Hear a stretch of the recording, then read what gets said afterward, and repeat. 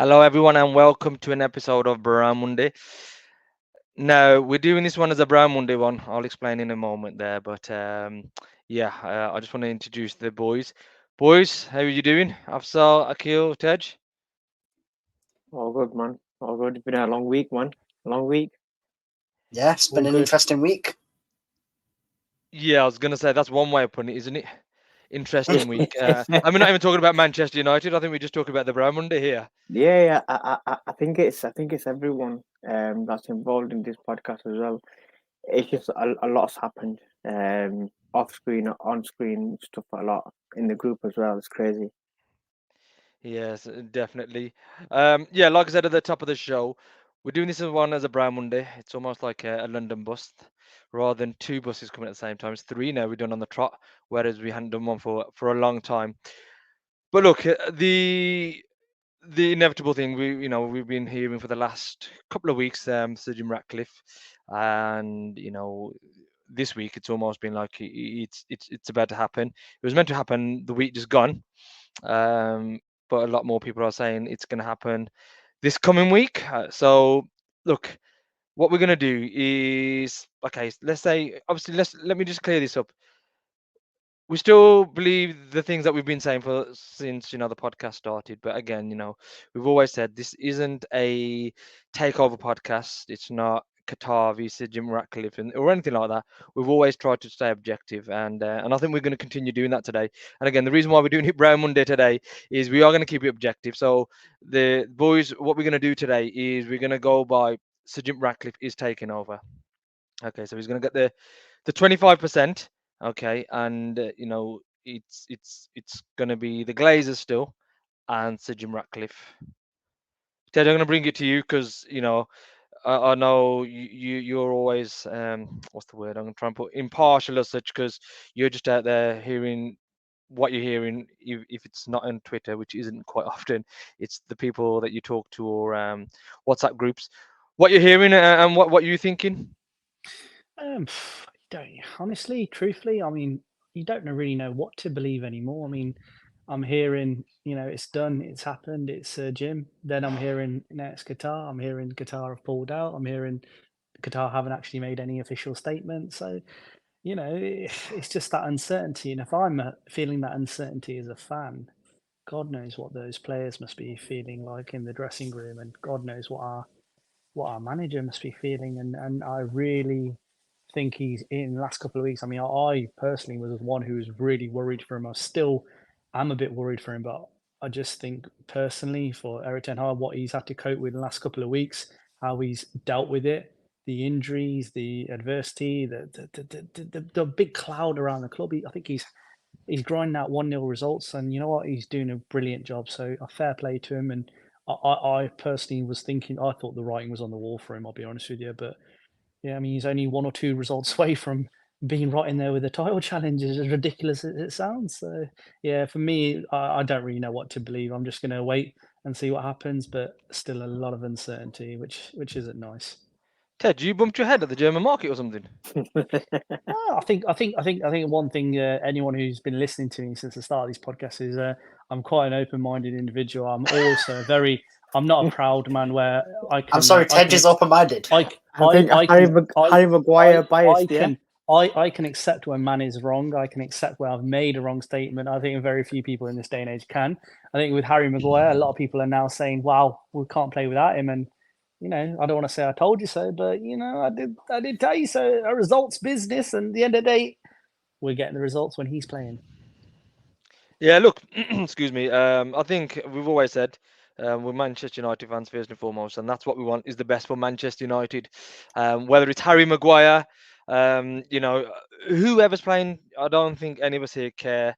I think, well, Riz might have a different view of that, unfortunately, but he's not here today. But yeah, like I said, I think we are Manchester United fans, and we would just want the best for Manchester United. Absal, I'm coming to you. Like I says, we want the best for Manchester United, and I think going back, like I says, with the podcast in terms of the takeover or anything like that, I think it's fair to say majority would have said someone like Sheikh Jassim taking over, Qatar taking over, would on the face of it at least be the best thing. especially when you go off the two statements, the only real official things that we've ever heard from both of them are about this takeover. But like I said, at the top of the show, it's going to be Sir Jim Ratcliffe. Um, what do you think? What do you think he'll bring? Well, if reports are to be true, he's going to get sporting control. So I would assume transfers, hiring, firing, coaching, scouting, all that sort of stuff. Again, another report, Sir Dave Brailsford's coming in. I have my personal opinions on him, but I'll leave them to one side. You've got the rumours of... No, absolutely. I mean, No, like I I said, think what it is, we need to bring these points out. yeah, exactly. I was going to say. Okay. Yeah, just All right, okay, bring it let's... to the table. Well, It's I'll best- go into it's best. Brailsford in a minute. You've got... what's his name? Is it Jean-Claude Blanc? I'll try and do Jean-Claude good Van or Damme, basically, yeah. Jean-Claude Blanc. Yeah, that Proper guy, English, the and CEO. Jean-Claude Blanc. Yeah, Jean-Claude Blanc. That's my yeah. best French. And accent. just for an update, anyone watching the women's derby, City have just scored. Oh, thanks. I seem to be behind you, but yeah, go on. Oh, apologies. Yeah, so you've got Blanc, you've got the links to the likes of Mitchell and Michael Edwards, and it seems like something's going to be finally put in place whereby we will actually be a football club again. So on that side of it, it does sound positive. We'll have, quote unquote, a proper footballing structure from the top to the bottom. Stop there. Sorry, because Can I I challenge will you come on back one to you. point? Can I What? challenge one point? What do you mean by will be a proper football club? So are you saying now that we are not a proper football club? What are we then? We're a business. We're We're not a business, football club okay. at We're all. a commercial club, from what Louis Van Gaal said. Commercial club. Okay. Akil, so on that, the football structure, what are your thoughts? I mean, they talk about 25% getting a sporting control and stuff like that. Okay, sweet. But if you got Blanc coming in as CEO, I get it. He's basically been in the sports industry for quite a while. For me, he's not fit to be a CEO. I think we can do probably better than him. At the same time, you're probably looking at Paul Mitchell as a director of football, sporting director, you want to call it. I think he is the best in class for that. I think, yeah, they've probably hit the nail on the head for that. And manager wise, yeah, but you have to look at it from the other side as well, where it's non-football, because you got sporting control. Ratcliffe's going to take over, control that with the likes of Blanc, Mitchell. You got Ten Hag there as well. But then if you look at it from the other side, what's going to happen on that side? Because you've still got Joe Glazer there, you've still got Abraham Glazer there, and how are they going to flip their minds, because they've not invested one single bit into the club as it is? But are they going to invest any money into the club? Or Can I ask is a Jim question? just Can I gonna... ask a question, Akil? Just Yeah. going back to your statement. Sorry, I don't mean to keep interrupting you guys, but you've said a statement there. You said they haven't invested one little bit into the club. So imagine it's a fan like myself, or an average fan who just focuses on the football, goes to the games. Can you elaborate further on that? Because there is an argument that we hear in the media, and you know what, may not be as knowledgeable in the financials, that they have invested in the club. They have invested money. So is the statement you're saying backed up by anything, or is is it more of a said out of like frustration? No, it's not even frustration. Have you ever seen? Have you even put the money that's gone into the club has come from the club itself? Glazers haven't even invested from their own pocket. This is what I'm saying. The Glazers haven't even invested from their own pocket. So Now, Gary Neville alluded to this, but I'm still yet to see anything concrete. I'm hearing about the dividends being taken out, but is that 100% correct and factual? Yeah, what Ted, you're saying? let me explain to you. Yeah. So when they bought the club, I think they bought it for, please, viewers, listeners, forgive me on the exact figures, but it's around 750, 800. Okay. Then out of that 800, say, the Glazers, or the father Glazer, he'd put in Malcolm, yeah, he'd put in about 250 of that down from said own pocket, and the remaining he borrowed loans. Okay. So So perhaps, so the Malcolm Glazer, when he put his own money in, that wasn't his own. It was his no, that's what I personal mean. loan. It was, but that was from the personal loan that they'd put in, but the rest of the loan was on the. So the rest of the £600 million, so £500 £506 million, 100 million was borrowed against the club. So that's still debt still on Manchester United today. So then what they did, I think around about 2010. They remortgaged the house. Let's call it that way, Tej. They remortgaged the house. So the initial money that they had put in, that 250, they pulled that out as well. Okay. So from their own pocket, from their own said pocket, they haven't got a penny in Manchester United. And then when we say they haven't invested anything, they've never put, like you've got the likes of Abramovich did, or the Abu Dhabi group, or even the likes of Newcastle owners. They've literally took money out of their own pockets, wherever from, and put into the club to do things. Either that's infrastructure, build a training centre, or whatever. They haven't put the debt on the club. So the Glazers have never put a penny in. So what we're saying, not a penny in, because obviously even the initial they took out 4 or 5 years later, and since then, like you said, they've been taking dividends out and even been getting paid a wage as board of directors as well. Okay, so I did understand that, and that's fine. So imagine now you're an opposing fan, and let's just say there's opposite fans still. But what you're on about, man? I've spent 100 million, 150 million. Ollie spent that 200 million of Jose Mourinho. So just to be clear for our viewers, we are making it crystal clear that that's not the Glazers' money that they are spending. They are reinvesting the loaned money, debt money, and money that is invested from the fans. Is that clear? Is that what we're saying? What we're saying is the club earns, what was it, 640 million this year revenue. Okay. Out of that revenue, look, that's all Manchester United earn. So out of that, the payments go towards the debt. And then obviously everything else to run the club goes off that. So any of the credit facilities that we've now got as well, okay, which they've been doing a lot of their transfers from, it's all from Manchester United earned revenue. Okay, no problem. Okay. So opposing fans need to understand that, because I think personally, are we the only probably club who operates in that manner at the moment? I think so. Yeah, I think if you look at it from another way of saying it, so Roman Abramovich, when he sold Chelsea, that loan that he had not a loan, it was his own money, but it was the debt that we still put against Chelsea. The debt that goes against Chelsea, that was literally, he goes, I'm not going to put it against the club. It's wiped off. And that, I think, if the numbers, if I know properly, it was over $1 billion, wasn't it? It's about $1 billion, yeah. Yeah, and just to add to that as well, obviously another recent example, Mike Ashley did a similar thing. So when he first took over Newcastle and his initial investment, he put that as a loan. So this is not uncommon then. This has happened to a few clubs, right? So like the reason why I'm posing these No. The difference is, sorry, Tej, they've loaned it themselves.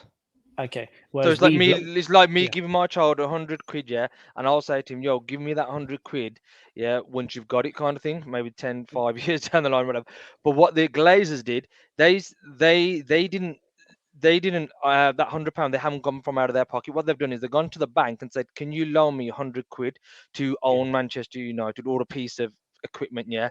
And they're still paying that as an interest only debt. So that's saddled against Manchester United, not themselves.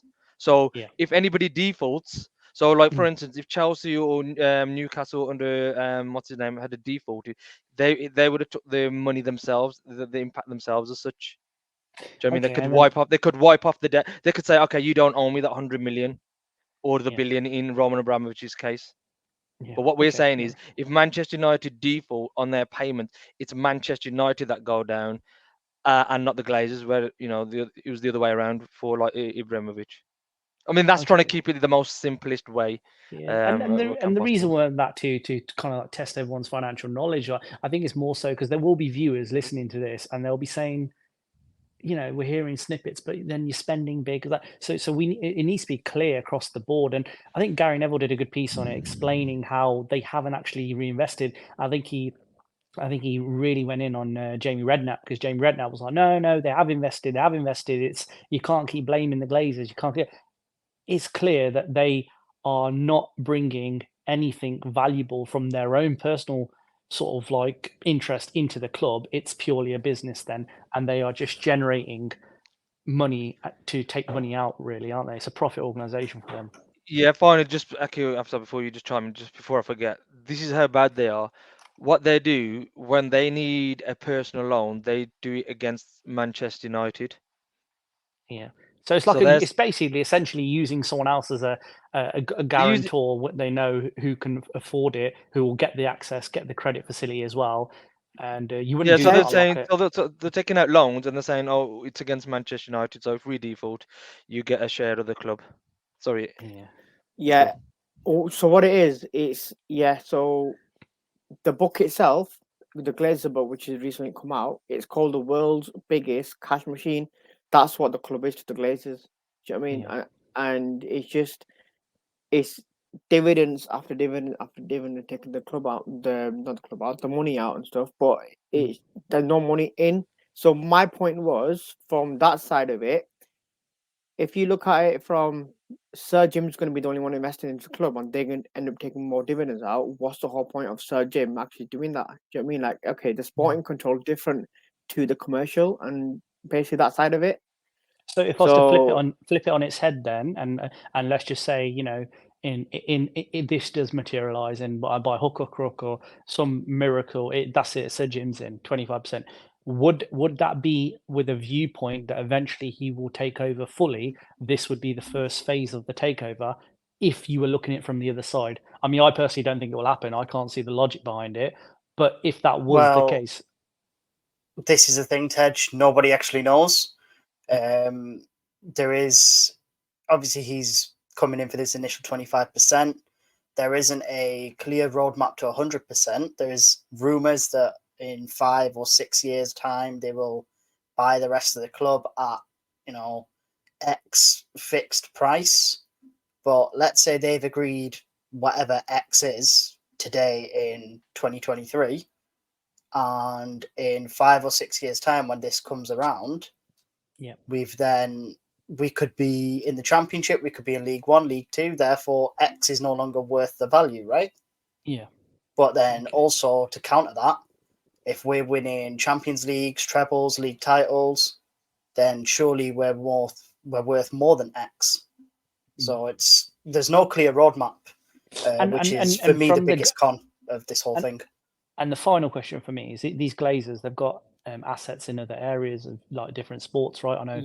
Tej, I was going to get into that. So if you look at it from the other assets that they've got, the businesses, Malcolm Glazer himself, and this states in the book itself, any other business transaction has been a leverage takeout.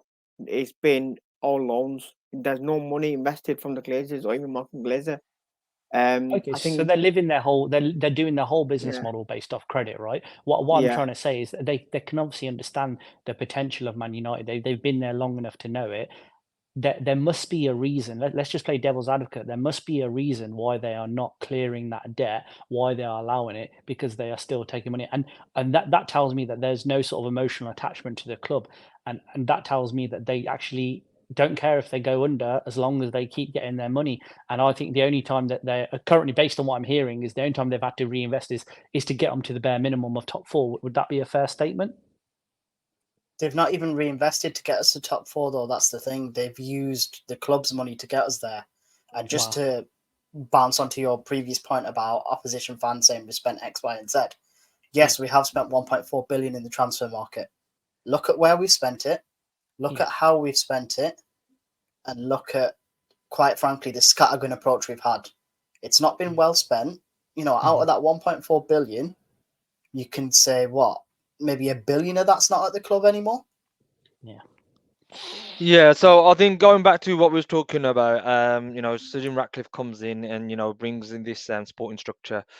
So going back to just touching upon what you said there, Ted. So think of it like the money being spent. Say, you give £100 to a savvy, chef to go and cook a meal. he'll probably bring you a lot of things that need for a meal to be served. Whereas if you give it to a 15-year-old to go and spend money on a meal, they'll probably just spend it on bloody noodles or something stupid like that. Do you know what I mean? But spend a lot of money and then just have nothing proper to show for it. Do you know what I mean? Yeah. Sometimes it's in simple terms. But look, going back to what we said, Jean-Claude Blanc. I mean, me personally, I don't think it would be a bad thing. I mean, just looking at his record here, I think he was part of the Olympic Games as a sales and marketing director. That was between 1987 and 1992. Ted, you'll like this one. Then in 90, no, not sorry, not this next one. Sorry. Then in 1994 to 2000, he was in MU Sports Organization and he was a CEO there. So he managed sporting events like the Tour de France, Paris Dakar race, and things of that nature. This one you like, Ted, should I say? Then 2001 to 2006, he was a CEO as the French Tennis Association. I was about to say that the name. As soon as you said that, I know that because I still remember Nadal winning it, and I think he got a special mention at the final when he was, when they give they lift the trophy and they start shouting out the names and stuff. So yeah, that name definitely rings a Jean-Claude bell. Blanc didn't, yeah? Okay. Yeah. And then I think what would be more significant now, then in 2006, he became pivotal role in rebuilding Juventus after their scandal that they'd got, and where they'd got relegated and things of that nature. Renegotiating business contracts and improving their club's financials. And less, obviously contributed to return to Serie A. So, and he also contributed heavily in terms of the construction of the new stadium for Juventus as well. So, he was there for quite a while, 2006 to 2011, as I say. And then I'd say then from the next job he had before he moved to Ineos was Paris Saint-Germain, and that was between 2011 and 2023. And that was as a general manager of PSG. So, he's transformed them into a world global sports icon, really. You look at the partnerships they've had. The one biggest thing I always say is the one that they've got with Jordan and Nike, and he's done quite a good job. So he's got a good CV. So if he comes in, I don't think that's nothing to be sniffed at right there. If he does come in as the next CEO replacing Richard Arnold, so you've got somebody now who's actually got skin in the game, whereas the likes of Ed Woodward, obviously Richard Arnold hadn't. Obviously they were at Manchester United and they only knew what knew Manchester United. But okay, let's say Jean-Claude Blanc comes in. He brings his expertise in. What's the next thing you'll think that they'll do? I think somebody mentioned sports director or director of football, Yeah, whatever you I'd want to call say it. like a director of football or head of football operations is something along them lines. Like I said, Mitchell, Edwards, they've been linked. I saw links to Ralph Rangnick. Whether or not he'd come back, I don't know. My personal opinion, I'd want Michael Edwards. Just because of what he did at Liverpool, and let's not get it twisted. He built a fantastic team there, along with Jurgen Klopp and things. And there's stories about Jurgen Klopp wanted other wingers, and Edwards was like, "No, we're getting you Mo Salah." And look how that's turned out for them. Yeah, to be fair, I mean, whoever took over us, that is the one guy I've always wanted myself, just for the exact reasons you just mentioned there. I've thought, he's actually helped. It's almost like he knows where, it's almost like what Man United were when he came into the job. He knows you've got to be trying to be more clever and use a lot of the data science side of things, because I think he's quite big on that. And that's the kind of thing that we've been recently investing in as well. Ted, have you got any thoughts on things like that there, or you even bothered at all? No, mate, massively. But I think one thing I want to say is I've got my viewpoint on why Richard Arnold needed to go. I've met the guy, I've seen him. I've got friends who banter with him at a few of the games, and they've made comments towards him. He's made comments back. But before we talk about the new director of football, can we just emphasise how much Richard Arnold didn't really do anything well. Because I think one thing that stands out for me, and people will disagree with me, is the handling of the Greenwood situation. I don't think he handled it well.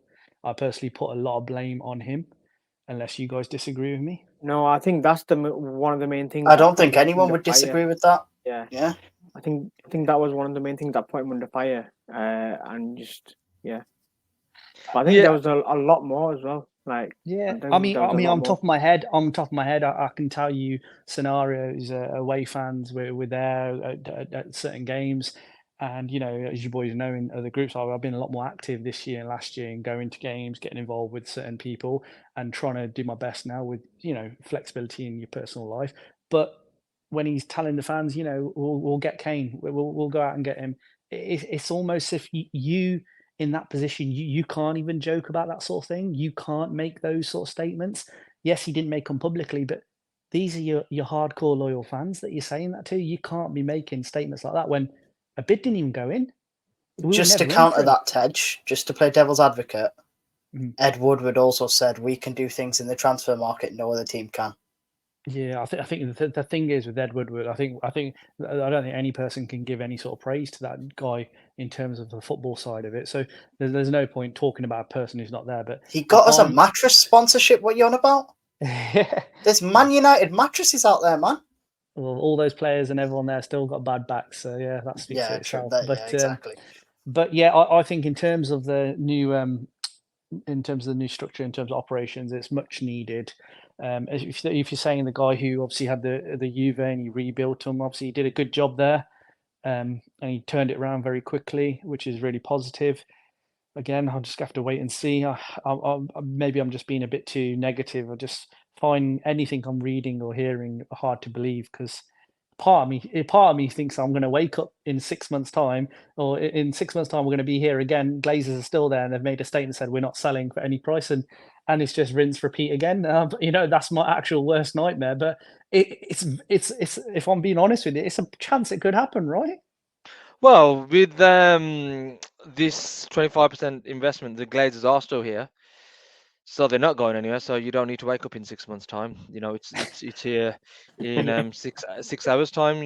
Whatever you want. It's going to be 6 years' time if reports are to believe. Like I think Absal says, I think let's say we don't know the exact inside details of whatever deal is going to happen. But like I says, let's just go off by reports because that's all we can really go off. Okay, so he gets 25%, but he sorts the football side of things out. Isn't that what we want as fans? I think we want more than the football side of things, though. Yeah. I think.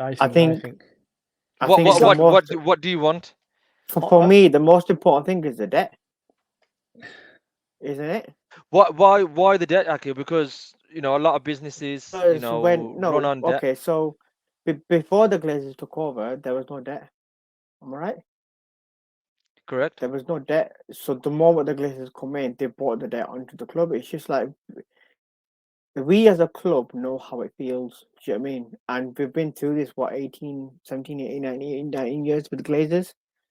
And it's just that debt just grows, continue grows. I mean, obviously with Malcolm Glazer when he was alive, I think it was more of a let's see how it goes the first few years when he was in charge, not in charge, but as in like basically there. But then when he died, it was like his son just took over, and the club just went straight down. It's just like sweet. I think the investment. Go on. I just want to speak on the whole thing of Malcolm having the club and then it getting passed down to the sons. It's very reminiscent, and all of you can relate to this, I'm sure. I hope a lot of the listeners can. When you go to an area and you go to a certain takeaway, and that takeaway is banging. The Uncle G's got it on point. Him and his brother, or him and a nephew, or something like it's all on point. You're there every Friday, fish and chips, chicken and chips, whatever it is. And then, as time goes by, obviously people get older, they retire and whatnot, and then the sons take over. And then the recipe for the Imli sauce might change a little bit, or the marinade on the chicken might change a little bit. And, all these little things that people do to cut costs and maximize profits. It's like that. It's, they cut whatever corners they could. while trying to take their piece of the pie. I definitely think you it's- should. I definitely think you should feed back to your local kebab house then, because you seem like a very distressed gentleman He there. seems like I he's talking personally from wouldn't stand experience, it. doesn't he? There, look, he I am sounds talking really from gutted, man. experience.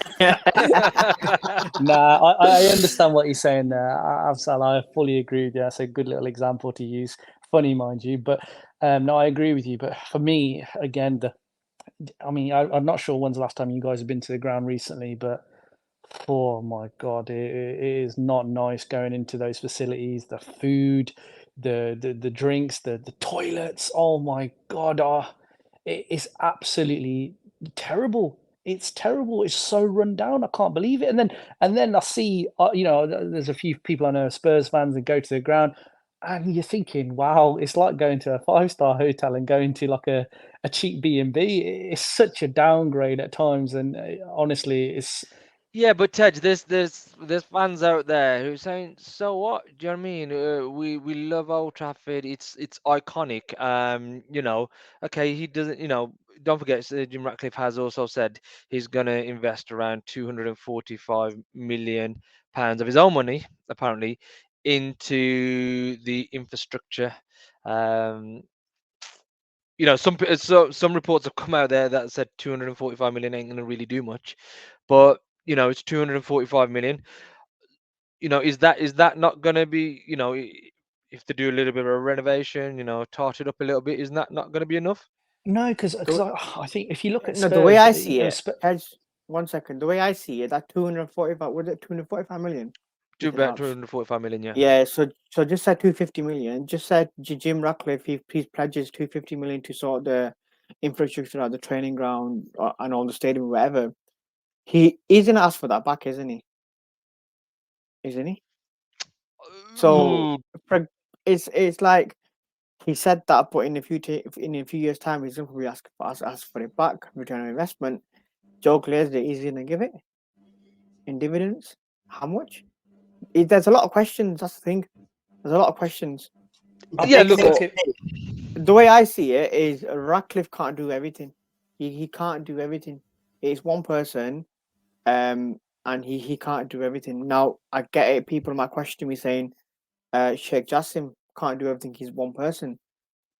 That's a different story because I think that even then I would still question who becomes CEO, who becomes director of football because we haven't had those stories when it comes to Qatar.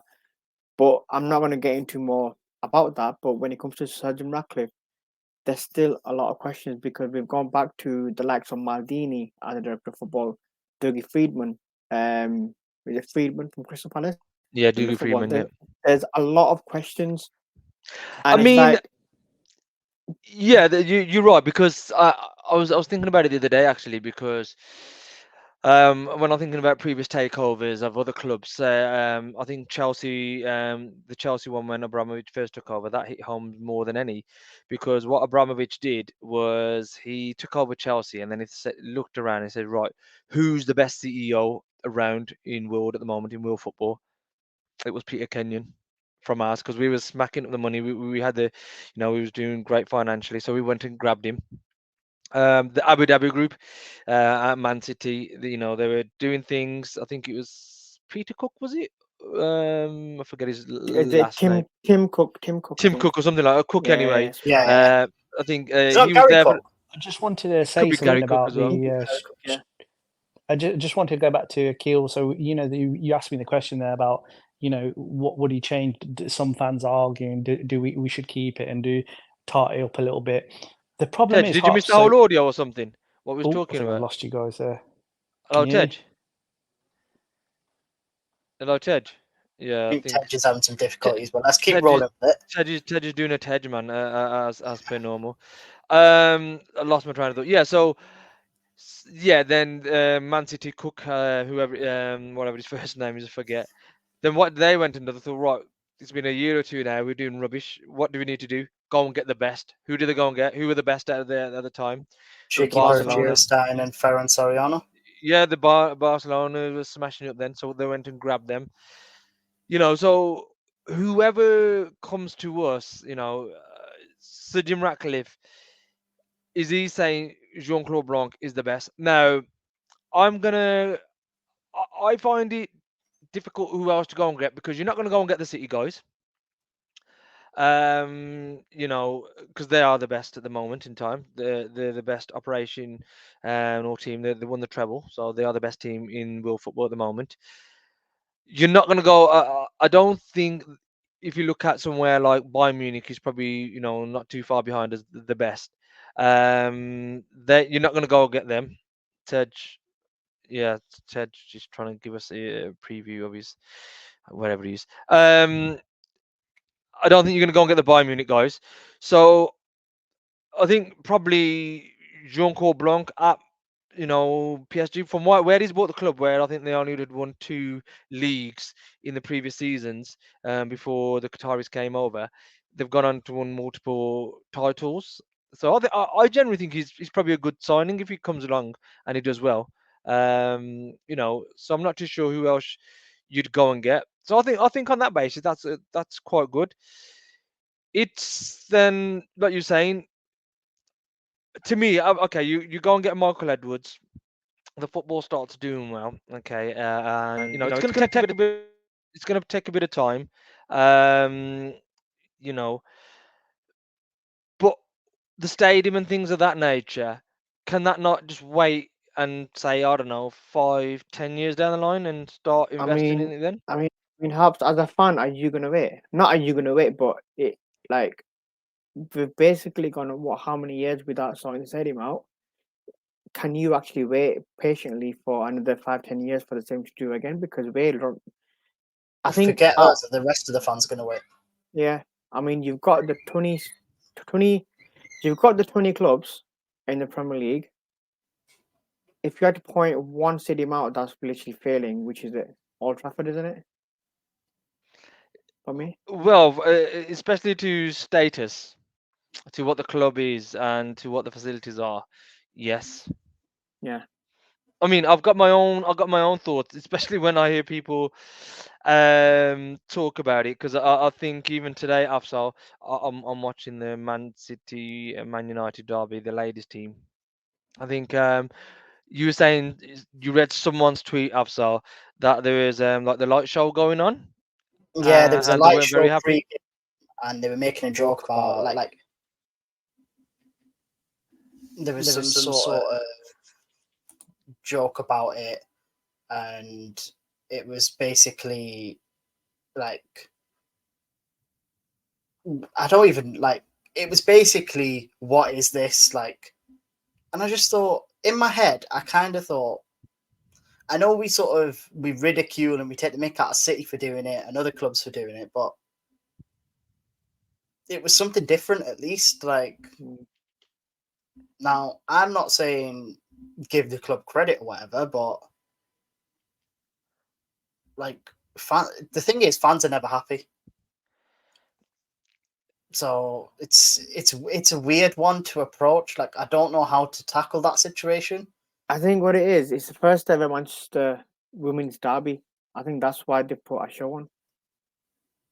The first ever But then Manchester women's derby. credit So to credit to the ladies for making it happen, yeah, and they've got quite. I don't know what the capacity is that's there at the minute, but I'd assume pretty I think high. it was over 40,000 from the last yeah. time I read, around 40,000, which is massive. I mean, obviously, a lot of the men's Premier League teams, don't get those figures. But if I give my opinion on this, like I think what we have to two things really. First thing we have to consider this. Let's call it legacy fans, okay? Because those are the ones that I think we all know when we say legacy fans are the ones who've been going for a number of years. Probably been going since either the 60s, 70s, 80s, or early 90s. Okay, they're generally what they're called as legacy fans. But in any way, in any way of life, in any other clubs as well now, you've got to move with the times. You've got to move to where things are happening today, how people like to be entertained, what the don't forget. And I think a lot of these people forget that Manchester United were always at the forefront of pushing barriers. Sir Matt Busby, the European Championship, obviously let's call it the Champions League, what people now know it as. He pushed for that when others didn't want to do that. Yeah, even directors' boxes and things of that nature. He was one of the first ones to push all that at Manchester United, and even he, if we didn't have that, where would we be today financially? How could we burden the debt that the Glazers have given us? That's a source of income that we brought up. So I think people forget that to be, people are almost thinking that Old Trafford should only be the 19 league games or any home cup games that we play, and that's when it should only be open. But football's moved on; it should be more than that. Would you not say? I fully agree. And I know me and you've said this for a long time in terms of stadium. We want things around the ground. Now, I know there's a lot of local businesses there. I know there's a lot of takeaways, a lot of shops, all that sort of stuff. And someone said to me on Twitter a long time ago, what, are you just going to put them all out of business? No, that's not what I'm saying. I'm not saying buy all the land and renovate Old Trafford and add in all these little coffee shops and whatnot and take business away. I'm saying bring more jobs in, bring more money in, and make it a sense of like, let's say, I don't know, for example, Harps, you and your son go to a game. Your wife might not want to go to the game. All right, okay, you go and sit in the coffee shop, do your thing, go on the shops, we're in the stadium. You come out at full time, and you're there. It's like it's a day for the whole family in a sense. Yeah, I think what it is nowadays, I think this is where people forget. I think even the landscape in general has moved on from the way we watch football. Like I said, a lot of people probably only do go out with just their mates and things like that, still go to the games, but other people do want to take the families. A lot. How many do you hear people taking their young children, be it girls, boys? And you want to make a family day out, but you can't. Say there is a family of four, but you can only get two tickets. Sometimes then you'll say, "Oh, I won't go because the other two can't go." But at least then, if there is some facilities on the grounds of Manchester United, then you can say, "Okay, you two, like you just said, Absar, you two go and experience either the shops or you can still watch the game inside the facility. Let's call it Manchester United Village. You can still watch the game, but okay, two of us will be inside, and you two go and do the other things that you need to do. What about for me? It's match day revenue experience, but match day revenue as well, or revenue outside of the matches, because you can't just keep relying on TV money. You can't keep relying on sponsorship money. You've got to now, like the likes of Spurs, the likes of City are doing as well. Their venues are being open for other things, so that's where the revenue is going to come from. And I think that's where people don't quite understand. So, like we've said many times, if Abu Dhabi go or leave Man City, or if um the Newcastle owners go. I think even Abramovich, who was putting a lot of his own money in, when they go, what's going to happen to the club? How are they self-sustained? Well, for Manchester United to get a new stadium, to get the new Manchester United Village, that will be self-sustainable. They won't need any sugar daddy at the moment in time. The reason why they need quote unquote who's a sugar daddy is because they need the hard cash to go in and spend the money. And from what we hear, Sir Jim Ratcliffe isn't going to do that purely because he hasn't got enough of the club to do that. And Yeah, it's only saying he's going to yeah. spend 245 million. I think this is my point as well, because yes, they're talking about sporting control, but there's other stuff as well, like you've just said, master revenue, the community around Old Trafford. There's a lot more opportunities there. Like Afzal said, you've got the likes of bringing more jobs to the community, the area. But what's going to happen there is, I think, for the people of Manchester itself, I think that's one of the most important things as well, which they're probably try to avoid. In my opinion, it's always a question, but people try to avoid that question and just think, yeah, the club. But that's still part of the club, isn't it? You know who we need to ask this question to? We need to bring Laher back on. Because remember how he was saying that obviously he's lived local to the ground all his life and he's seen the area change throughout the years, and obviously because of the close proximity to the football ground and obviously the transport links and everything, essentially properties came at a premium because of what was going on there. And it's like, surely if you increase that, not increase, invest in the area a bit more, that increases everything again, right? And things keep going up and up, and you improve that local economy that bit more? I think what it is, also, there has been changes, but not that much big of a difference. That's the thing. Yeah, and I think sometimes there's subtle changes as well. But you're talking about the stadium and like Spurs like they've got high up seats like all the grounds have, yeah. But they've put like a big TV there at Old Trafford. Imagine they had that. Look at the stand E2237, E337. They are so far high up that you can't. That it's literally look like you're looking at matchstick men. It's so bad a view. And I'm thinking, if you're a young lad who's paid probably in this day and age, probably 75 quid for a ticket to view stickmen that far high up. It's They not bought fair, the. is It's it? probably bought the ticket off you then if they spent that much. Nah, not at all. No, not at all. Would never do that. Don't condone it. But the point I'm trying to make is Spurs are doing everything classy. And like you said, they allude to the concerts, events, and that's why they're generating more income. And it doesn't matter who you talk to, you have to knock down Old Trafford and you have to start again. That's my personal opinion. Ted, you don't have to. I think what you can do is, I think if we want to bring the facilities up to really what they should be, what Manchester United should be, I'm of the belief of mm, Old Trafford as it currently is, leave it there, downsize it somewhat. Okay, that's where you've got the ladies team who play. That's where the youth teams play. That's where you still got our history. Okay, so people talk about history. That's still going to be there. You can still have the museum. Obviously, you've got the Munich Tunnel, etc., there as well, and I think that should stay there.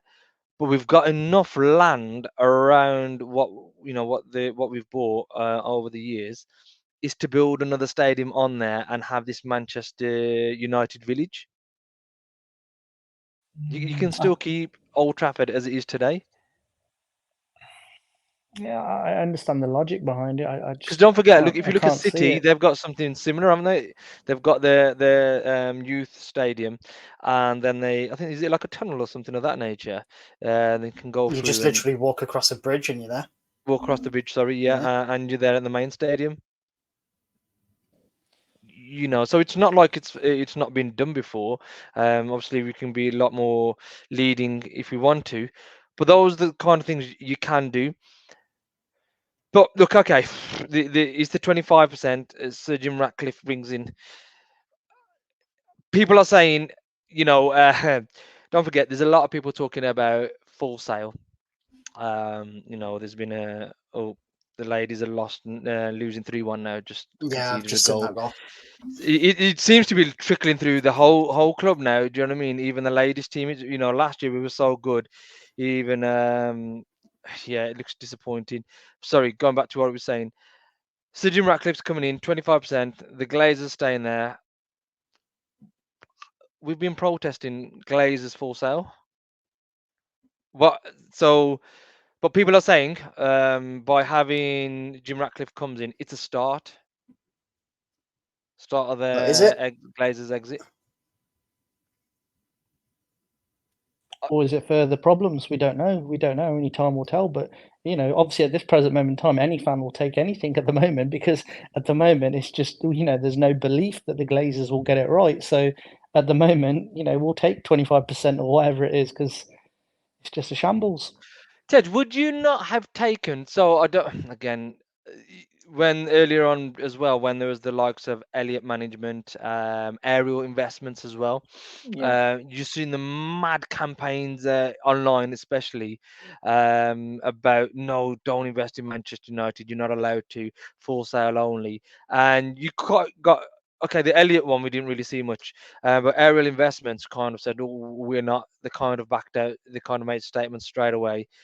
I think at a point, I think even Ineos started blocking their Man United fans as well. But should I think not they're more still blocking them. still probably blocking them now. Yeah. Yeah, especially those they're gonna go into buying a piece of Manchester United. Should, as fans, not done more instead of just saying Glazers out full sale only? Should there not be more being done against the Ineos group, even so on social media, even banners?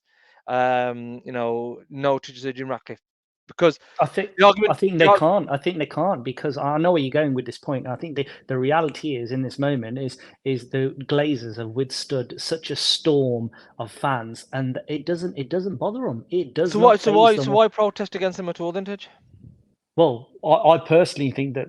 Well, I think it's just expressing your anger and a frustration. But truthfully, protesting doesn't really do much. And I don't personally protest. I'm protesting, yes, verbally having a communication with you on a podcast over the phone, but I don't actually go to those sort of protest marches. I mean, I know doctors, lawyers, all sorts who go there, and they're up for a weekend scrap. And I personally just wouldn't do that to affect my livelihood, but I know people who do that. I know an actual dentist who goes there who does that sort of stuff, and logic goes out the window. But whatever my personal viewpoints are my personal viewpoints, whatever other people's are, they're so being. But I don't think personally we should be now saying protest against Jim. I think what's happened is we've seen that the Glazers are strong, stubborn. They'll dig their heels in, and I think that any fan just wants a little bit of change now, and they're probably willing to see how it goes. I mean, it can't get any worse, can it?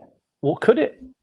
But Tej, the two hashtags that always trend are hashtag Glazers out and hashtag Full Sail Only. So Full Sail Only in this current moment in time has not been achieved. Yep. So, but next? fans will never be happy. The reality is they will never be happy. So you just got to kind of get what you're given at times. When you're saying they'll never be happy, in terms of what do you mean? So if there was a full sale, it's Qatar takeover. Takeover. I can bet you £1 million that there'll be a small minority of fans saying they'll then preach about morality of sports washing and other associated links to that. Can I take that bet? No, 1 minute.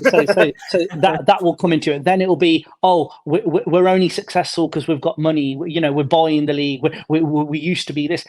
All fans of different regions, of different age groups, of different segments will have an opinion, and you can't please all of them. But the logic will tell you, with what's going on with Man City, with what's going on with Liverpool, Chelsea, we need money. We need that cash injection. And it doesn't look like Man City are going to be getting the book thrown at them anytime soon, the way things are going. I mean, I thought the Everton news would have brought some sort of attention to it, but it looks like that's just going to go under the radar as well. But like I said, there's no pleasing all the fans, and I think at the moment fans just want to see something happening in the background. I think, let me just put it this way. Look, I think the only thing that's putting fans, giving that hope for a little change, for me, is just that word sporting control. I think if that wasn't even there, they wouldn't even be this hyped up about backing Sir Jim Ratcliffe. Do you know what I mean? It's just a minority kind of. I think that's a very good point. Yeah. If you take out the word sporting control, would the fans actually be happy about this? Or would they still protest Glazers out, Sir Jim Ratcliffe out? These are the questions and that people are not trying to. It's not asking them, but it's also avoiding them as well. It's just like it's common sense. You know what I mean? Yeah, you know what it is. Okay, I think I'm just sick and tired of having to go to a game, and I do when I was at the games. Glazers out, chanting all that, and I'm like, I'm just so sick and tired of having to do that. I just want to go and watch my team, and yeah, I'll say, the players playing rubbish or whatever, that kind of thing. But like I says, at the moment in time, it's always down, and you all know my views about it. It's just that we haven't got the best in class right at the top. So how do I expect anything less, anything more, should I say, on the pitch? So I'll save that. But now this is the opportunity that we've got, whereby okay, we've been protesting so long. The Glazers have now said, okay, we need help. Basically, this is what it is. They need help. They need investment. So we've nearly got them. Do you know what I mean? We're nearly at the point whereby we can do that last squeeze and get them out. It just doesn't seem that way. Like you said, Ted, you're right. I think every fan's gonna be different. No fan, you're not gonna get no two fans agreeing on the same thing. But what I thought was we're quite universal as Man United fans that get the Glazers out, and what Glazers out means no Glazers at all. I think the reality is, Harper, I agree with that. But I think after 17, 18 years of seeing and withstand so much, watch us, like, I mean, it was such an embarrassment. We lost like 7-0 last year to Liverpool. But most United fans, most people, wait a couple of weeks, oh, it's fine, just forget about it. But I can imagine that under Fergie or whatever, it would have stayed there. It would have stained the club, and it would have been proper reputational damage. But now we are a bit of a laughing stock. We're a bit of an embarrassment. These group of lads as well. The biggest thing is you've got fans singing Glazers in here for another 10 years because it happened. I think City was singing it the other week. City fans. The Ten Hag new chant as well. And you had last year the Liverpool fans bringing the Joe Glazer masks into the stadium wearing that. Yeah. And this is what I'm trying to say to you. So when you've got fans who are talking about the players on the pitch, I think the rival fans are more clued up than our own fans. Because some of them are, yeah. No. I'd say a lot of them are, because it look like I says, when you've got them fans doing that, it tells you everything you need to know. They know where the issue is, but it's only our own fans who won't pick that up as an issue, or if they do, we're not going to that next level of making sure they're not there. Like I says, I'm not calling for games to be cancelled. That is the one way it's going to happen. But like you said, Tej, that's out of the question really, because you're going to have professionals or all people's livelihoods, forget whatever profession they're in, because no matter what profession in, everybody's earning money. That you're going to risk that. But like I says, if we were able to say boycott Adidas or go against Team Viewer as sponsor, why are we not going against Ineos? Why are those chants not happening? Why are those kind of protests not happening? Because it's not getting the Glazers out. Like I says, okay, people are telling me that it's a step, but going to answer your question from earlier as well, Ted, saying how's it going to work? This is the thing. You've already got owners there who ain't got a clue. Now you're gonna have somebody else who also, if you look at their sporting achievements, haven't done great. And I'm sure people who are in favour of this will argue that. But okay, let's just say that it is. Do you know what I mean? But what happens? Who are we to then point the fingers at when things don't go well? Because that's what's going to happen. I'll guarantee you that now. Things Can I just won't ask go you a well. question on that? Yeah, go on. So obviously, in this scenario, we would have two different individual. Well, the Glazer family and a separate individual running the club, right? We've seen similar in the Premier League at West Ham with Sullivan and Gold. Fans were And Arsenal. I was going to come on to that one. Sorry. But Everton fans, not Everton, West Ham fans were rioting, trying to get at the owner's box to try and get at them. Arsenal, we had Farhad Mashiri, Kroenke, and what was the other guy called? There was another guy involved. Usmanov. Yeah, Elisha Usmanov. But then he went to Everton, didn't he? I thought it was Mashiri went to Everton. No, Mashiri and Usmanov, I think. Yeah. They've gone to Everton. Obviously, 777 are meant to be coming in there, and Everton are in a mess as it is. But we'll cover that another time because that's gonna likely drag on for the foreseeable future. But I just look. I'm a Manchester United fan. I want what's best for the club. If it is Sir Jim Ratcliffe, I want the best version of this possible scenario. It's just hard for me to detach myself from the fact that the Glazers are still here. Yeah, I don't care if Brian and Darcy do one. They can, but guess what? The Glazer name is still above the door. Right, that's the main thing for me. Yeah, like I said, I mean that's where I'm at with things as well. Is that I want them out fully, but it's a step. It's a step. Like I said, yeah. Like I said, it's a step towards them going. Sir Jim Ratcliffe's going to come in, and we're going to have great things happening. But it should be happening next week, right? Well, according to one report, it said, unlikely. 1 second. I'm not going to mention the name, but it says a hearing that the takeover is unlikely to be announced tomorrow, but not impossible. Not impossible. Okay, because Sky had also said that it could be happening on Friday, didn't they? Yeah, and it said unlikely to be announced tomorrow, but Not. not impossible. So who knows?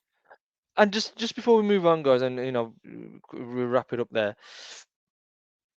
This is probably one of the biggest ownership transfer, whatever you want to call it, Story? news Do you want to story, call it? Yeah, yeah, story in the world. yeah. I've heard jack all in the mainstream media about Jim Ratcliffe over the weekend. Yeah. I Today's was going to papers. say it's kind of like it was very heavy during the week, Mm. and then it's just sort of died. And I thought, if it was this close, surely, like we all like look, times have changed. It used to be units off shelves. Now it's clicks per page and online traffic and hashtags and all of that, right? So surely, if I'm the Daily Mail, the Telegraph, whoever, I'm getting as many stories out as I can. Because Manchester United, massive selling point. Yeah, So but Jim even Ratcliffe, at the same time, I thought this weekend would be more about the sporting control, more about yeah, but that's what I Ridwan, mean. Nothing else Maldini. has come out over the weekend. No, no, no, no, It's no. it's quite a weird scenario, but look, let's see how it unfolds. And I don't even know where to go from here. Yeah, look, I don't think there's much more we can say. Like I said at the top of the show, we still think there's a twist in there, from what we understand. But we don't need to keep repeating that. But I think this show we've kind of laid it out as way what we think and objectively what we're trying to think as well. And I think we're more than happy for anybody out there as well to come onto the show. I think it's an open invitation. We always say that. Is the show for fans as well of Manchester United, and to come on here, and let's have a conversation. If there's nothing that you want to, if the things that we've said on here and you want to dispute that there, but look, if it's Sir Jim Ratcliffe, yay, Sir Jim Ratcliffe. And let's, yeah, thank you.